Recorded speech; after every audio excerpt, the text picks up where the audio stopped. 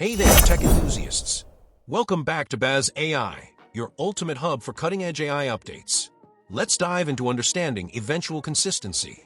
If you're building scalable microservices and need to ensure reliable data consistency, this is for you. We'll break down the key concepts with technical depth, from CAP theorem to message deduplication. Stick around, hit that subscribe button, and let's get consistent. CAP theorem and event-driven architecture. First, let's start with the CAP theorem, which defines the trade-offs in distributed systems. It states you can only have 2 out of 3 guarantees: consistency, availability, and partition tolerance. In an event-driven architecture, like one with order, email, and shipping services, you prioritize availability and partition tolerance, AP. Services communicate via a message broker, using queues to handle events asynchronously.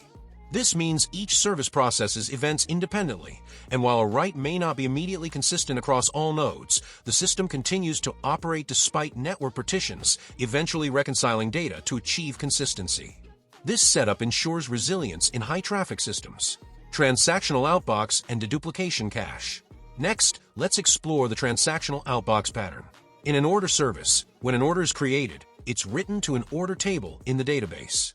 Simultaneously, a message is stored in an outbox table within the same database transaction, ensuring atomicity. A separate process reads the outbox table and sends a message to a message broker, which forwards it to the destination system, like a shipping service.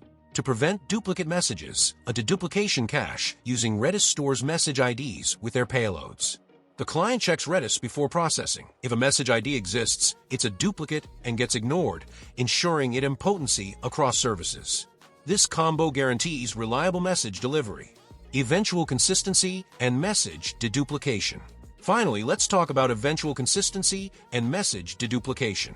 In an eventually consistent system, updates, like a client request to server, propagate to primary and secondary databases with slight delays, say 5 milliseconds to 8 milliseconds.